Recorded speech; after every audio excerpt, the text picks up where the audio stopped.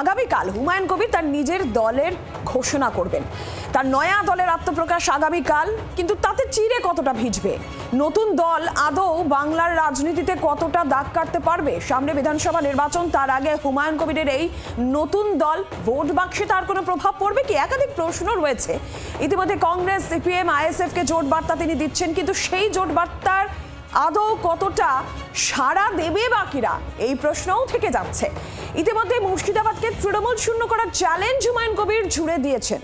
তার দল কোথায় ঘোষণা হবে, নতুন দল যেখানে আগামীকাল তিনি ঘোষণা করবেন, কোথায় দল ঘোষণা হবে সেই জায়গা নিয়ে একটা টানাপোড়েন চলছিল গত কয়েকদিন ধরে। সেই টানাপোড়েনের পরিস্থিতি ছিল বহরমপুরের টেক্সটাইল মাঠে আয়োজনের কথা হুমায়ুন কবির বলেছিলেন, কিন্তু সেখানে শাসক দলের কর্মসূচি। অবশেষে যেটা জানা যাচ্ছে, মির্জাপুর খাগড়ুপাড়া মোড়, সেখানেই আগামীকাল দল ঘোষণা করবেন হুমায়ুন কবির। ভরতপুরের বিধায়ক, তৃণমূল থেকে তাকে সাসপেন্ড করা হয়েছে।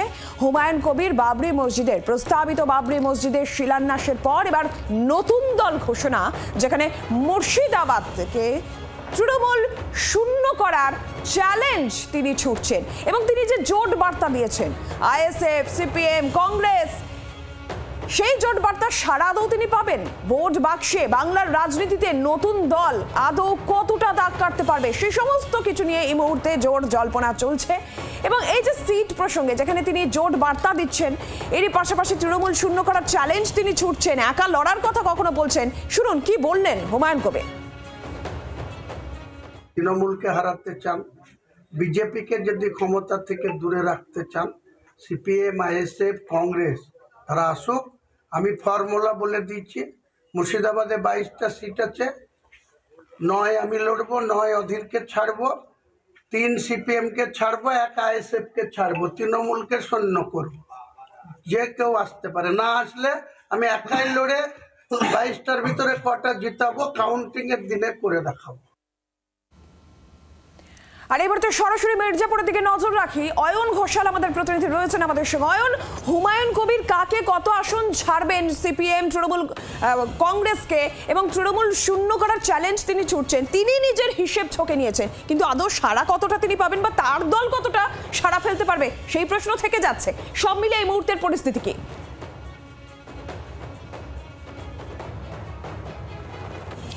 আগামীকালের নতুন দল ঘোষণার যে সভা মঞ্চ, তার প্রস্তুতির ছবি দেখাতে দেখাতেই তোমার প্রশ্নের উত্তর এক এক করে দিচ্ছি। সেটা হচ্ছে হুমায়ুন কবির মুর্শিদাবাদে তৃণমূল কংগ্রেসকে শূন্য করার হুঁশিয়ারি দিয়েছেন। এই মুহূর্তে আমার সঙ্গে হুমায়ুন কবিরের যে সমস্ত অনুগামী রয়েছেন, এখানে আর কিছুক্ষণের মধ্যে হুমায়ুন কবির নিজেই আসবেন। তিনি এই যে হ্যাঙ্গার তৈরি করেছেন, এই হ্যাঙ্গারের মধ্যে দিয়েই তিনি একটি জনসভা করে এই মাঠ থেকেই আগামীকাল নিজে নতুন দলের নাম ঘোষণা করবেন। সেই দলে তিনি কাদের কাদের অংশগ্রহণের আবেদন জানিয়েছেন, কারা কারা শেষ পর্যন্ত অংশগ্রহণ করতে চলেছেন, তার মধ্যে স্বীকৃত যারা রাজনৈতিক দল, যে দলের নাম হুমায়ুন কবির বারবার বলছেন, তিনি কখনো বলছেন সিপিএমের কথা, কখনো বলছেন কংগ্রেসের কথা, এমনকি তিনি কখনো কখনো আইএসএফের কথা বলছেন। এখনো পর্যন্ত সিপিএম, কংগ্রেস বা আইএসএফ তারা কিন্তু হুমায়ুন কবিরের এই যে প্রস্তাব, এই যে মন্তব্য, এই নিয়ে কোনো প্রত্যুত্তর দেয়নি। অতএব হুমায়ুন কবির এখনো পর্যন্ত যা যা বলছেন, তিনি নিজেই বলছেন এগুলো তার নিজস্ব ক্যালকুলেশন। শেষ পর্যন্ত এগুলো কতটা বাস্তবায়িত হয়, কতটা প্রতিফলিত হয়, এবং হুমায়ুন কবির তার দল গঠনের পরে আসন্ন 2026 বিধানসভা নির্বাচনে 135টি আসনে প্রতিদ্বন্দ্বিতা করে শেষ পর্যন্ত কটা আসন নিজের ঝুলিতে ভরেন, এবং তিনি যে বারবার কিং মেকার হওয়ার দাবি তুলছেন অন্তত 90টি আসন জিতে, সেটা শেষ পর্যন্ত কোন দিকে গড়ায় তার দিকে অবশ্যই নজর থাকবে। তার আগে হুমায়ুন কবিরের যারা অনুগামী তাদের সঙ্গে একটু কথা বলি। আচ্ছা, এই জেলাতে কি তৃণমূলকে সত্যি সত্যি শূন্য করে দেওয়া যাবে, যেমনটা আপনাদের দাদা হুমায়ুন কবির বলছেন? সেটা কি করে বলা যাবে, শূন্য করে দেওয়া যাবে কি না? মানুষ, কংগ্রেস একটা খুব শক্তপোক্ত দল, অত্যন্ত মজবুত সংগঠনে, সেখানে আগামীকাল এই মঞ্চ থেকে হুমায়ুন কবির, যার অনুগামী আপনারা, তিনি যখন নতুন দলের কথা ঘোষণা করবেন, সেই দলের সাফল্য নিয়ে আপনারা কতটা আশাবাদী? আমরা আশাবাদী বলতে গেলে মানুষ যাকে ভোট দেবে সেই তো জিতবে, এটাই হচ্ছে বড় আশাবাদী। মানুষ যার পিছনে থাকবে, তৃণমূল, কংগ্রেস, সিপিএম, মানুষের তো একটা নিজস্ব মতামত আছে, তারা নিজের মতামতে ভোট দেবেন। হুমায়ুন কবির যে জিনিসটা করতে যাচ্ছে মুসলিমদের জন্য, সেটা বড় আবেগের একটা, আমাদের বাবরি মসজিদ। আপনি বলছেন যে বাবরি মসজিদের যে আবেগ, এই আবেগটাই হুমায়ুন কবিরকে ভোট পেতে সাহায্য, অবশ্যই সাহায্য করবে। আপনাদের সবারও কি তাই?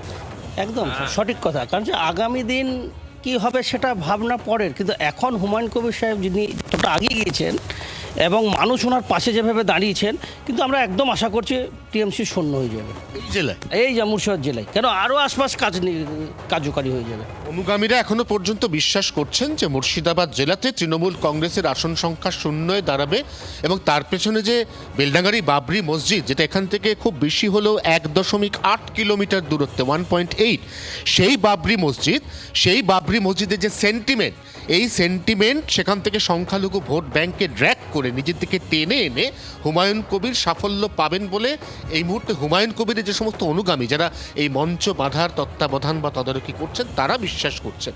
কিন্তু রাজনীতির অঙ্কটা এতটাই জটিল, বিশেষ করে এই পশ্চিমবঙ্গে, এখানে কিন্তু সত্তা পাল্টাতে, পালা বদল ঘটতে কখনো কখনো 20 বছর, কখনো কখনো 36 বছর, কখনো তার থেকেও বেশি সময় লেগে গেছে, এমনটাই ইতিহাস বলছে। এই অবস্থায় দাঁড়িয়ে হুমায়ুন কবির এই মুর্শিদাবাদ জেলা সংখ্যালঘু প্রভাবিত জেলা, যেখানে এখনো পর্যন্ত তৃণমূল কংগ্রেসের সংগঠন অতীতের সমস্ত সংগঠনের থেকে একদম অত্যন্ত বেশি মজবুত, সেই সংগঠনকে সেখান থেকে ভাঙন ধরিয়ে, ফাটল ধরিয়ে হুমায়ুন কবির শেষ পর্যন্ত নিজের যে আসন অর্থাৎ ভরতপুর, তার লাগোয়া এই বেলডাঙ্গা, যেখানে একই সঙ্গে তার বাবরি মসজিদ, একই সঙ্গে তার এই নতুন মঞ্চ, এই বেলডাঙ্গা রেজিনগর যেখানে হুমায়ুন কবির থাকেন, এই বিধানসভা আসনগুলোতেও শেষ পর্যন্ত হুমায়ুন কবির কতটা দাঁত ফোটাতে পারছেন, আগামীকাল তিনি ঠিক কী ঘোষণা করছেন এবং শেষ পর্যন্ত সেই ঘোষণাকে তিনি কতটা বাস্তবায়িত করতে পারছেন, সেটাই কিন্তু এই মুহূর্তে সবচাইতে বড় প্রশ্ন। একদমই অয়ন, তোমাকে ধন্যবাদ। আর হুমায়ুন কবির যেখানে জোট বার্তা পাঠাচ্ছেন, তিনি একদম নিজের মতন হিসেব কষেছেন যে কাকে কত আসন তিনি ছাড়বেন, কোথায় ছাড়বেন। কংগ্রেস সিপিএমকে তিনি জোট বার্তা পাঠাচ্ছেন, আদৌ সেখান থেকে কতটা সাড়া পাওয়া যাবে? কংগ্রেসের অধীর রঞ্জন চৌধুরী কি বলেছেন শোনাবো। মুখ্যমন্ত্রী 22 জনের মধ্যে আমি 9টা লড়বো, 9টা কংগ্রেসকে যাবো, 3টি সিপিএমকে যাবো, আর আইএসএফকে একটি যাবো, তৃণমূলকে শূন্য করবো। কেউ না আসলে আমি একাই 22টা মধ্যে 6টা আসন জিতবো কাউন্সিলে দিচ্ছি। কে কি বলছে আমি জানি না, সব প্রশ্নের উত্তর দিতে পারি না। আমি কংগ্রেস দল করি, কংগ্রেস তার মতো করে কি করবে না করে জানি দেবে। প্রস্তাবিত বাবরি মসজিদের শিলান্যাসের পর এবার আগামীকাল যেখানে নতুন দল ঘোষণা করতে চলেছেন ভরতপুরের বিধায়ক হুমায়ুন কবির, এবং বাবরি মসজিদের সেই আবেগ, তার পাশে মানুষ রয়েছে, বিশেষ করে সংখ্যালঘু অধ্যুষিত জেলা মুর্শিদাবাদ, সেখানে সেই সমর্থন তিনি পাবেন এই আশা তিনি করছেন। এবং শাসক দল তৃণমূল কংগ্রেসকে শূন্য করার চ্যালেঞ্জ যেখানে ছুটছেন ভরতপুরের বিধায়ক, সেখানে জোট বার্তা তিনি দিচ্ছেন, আসনের হিসেব তিনি করে রেখেছেন, এবং এই জায়গা থেকে দাঁড়িয়ে আদৌ কতটা বাস্তবায়িত হবে তার এই হিসেব নিকেশ বাংলার রাজনীতিতে, মুর্শিদাবাদের জেলার রাজনীতিতে কতটা বাস্তবায়িত হবে। সামনে বিধানসভা নির্বাচন, ভোট বাক্সে আদৌ হুমায়ুন কবিরের নতুন দল কোনো প্রভাব ফেলতে পারবে কিনা, কোনো দাগ কাটতে পারবে কিনা, এই সমস্ত জল্পনার কিন্তু ইতিমধ্যেই চলছে। সিপিএম নেতা সুজন চক্রবর্তী আমাদের সঙ্গে এই মুহূর্তে টেলিফোন লাইনে রয়েছেন। সুজনবাবু, হুমায়ুন কবির তিনি মুর্শিদাবাদে সেখানে কত আসন কাকে ছাড়া হবে এই হিসেব করছেন, যেখানে সিপিএম কংগ্রেস তাদেরকে জোট বার্তা দিচ্ছেন, এই নিয়ে আপনাদের অবস্থান কি? আপনাদের 3টি আসন দেওয়া হবে হুমায়ুন কবির বলছেন, আপনাদের অবস্থান কি? কে কখন কোথায় কি কথা বলছে, সবাই বোধহয় মসিহা হতে চায়। তৃণমূলের নেতা হুমায়ুন কবির বিজেপিতে ভোটের প্রার্থী হয়ে আবার ফিরে এসেছেন তৃণমূল, এদিক ওদিক ঘোরাঘুরি করতে করতে এখন নাকি তিনি নতুন দল করবেন এবং নাকি তিনি সবাইকে সিট বাটোয়ারা করে দেবেন, এত যোগ্যতা সম্পন্ন হয়েছে বলে কেউ কেউ মনে করতে পারেন। আমরা মনে করি না। মানুষ অত সহজে মানুষ কারোর কথায় ওঠে আর বসে তা হয় না। নানান ধরনের আবেগকে ব্যবহার করার চেষ্টা হয় এবং রাজনীতিতে যেভাবে ধর্মকে ব্যবহার করে রাজনীতির সিঁড়ি অনেকে করতে চান, এইরকম একটা সিঁড়ির সন্ধানে হয়তো হুমায়ুন কবিররা ঘুরছে। তৃণমূল যদি ঘোরে, বিজেপি যদি ঘোরে, তিনিও ঘুরতে পারেন, ওই একই ঘরানার লোক। তার উপরে সমাজের ভবিষ্যৎ নির্ভর করে না, এত গুরুত্ব দেওয়ার প্রয়োজন আছে বলে আমি মনে করি না। ধন্যবাদ আপনাকে। রাজ্য বিজেপির মুখপাত্র দেবজিৎ সরকার আমাদের সঙ্গে এই মুহূর্তে টেলিফোন লাইনে রয়েছেন। দেবজিৎ বাবু, হুমায়ুন কবির মুর্শিদাবাদে তৃণমূল শূন্য করার চ্যালেঞ্জ নিয়েই জোট বার্তা আইএসএফ সিপিএম কংগ্রেসকে দিচ্ছে, কোন আসন কাকে ছাড়বেন সেটাও তিনি একদম হিসেব কষে রেখেছেন। এই যে হুমায়ুন কবির আগামীকাল নতুন দলও ঘোষণা করবেন, আপনি কিভাবে দেখছেন? পশ্চিমবঙ্গের মানুষ এখন কে কোথায় কোন দল ঘোষণা করছেন তাই নিয়ে ব্যতিব্যস্ত নয়। ভারতবর্ষে অনেকগুলো সরকারি, বেসরকারি, আধা সরকারি অনেক রকমের দল আছে, সুতরাং ওসব নিয়ে কেউ ভাবছেন না। পশ্চিমবঙ্গের মানুষ জানে যে একমাত্র বিশ্বাসযোগ্য বিকল্প হচ্ছে তৃণমূলের বিরুদ্ধে যারা লড়ে সরকার গঠন করবে তাদের নাম ভারতীয় জনতা পার্টি। অধীর আগ্রহে পশ্চিমবঙ্গবাসী অপেক্ষা করছে 26-এর নির্বাচনের দিন ইভিএম মেশিন সামনে পদ্মফুলে ভোট দেবেন, তৃণমূলকে হারাবেন, তৃণমূল হারবে। অন্য কোনো দল যারা তৈরি করছেন তারা আসলে বিকল্পভাবে ভোট কেটে তৃণমূলকে জেতানোর চেষ্টা করছেন, পশ্চিমবঙ্গবাসী তাদেরও হারাবেন। ধন্যবাদ আপনাকে।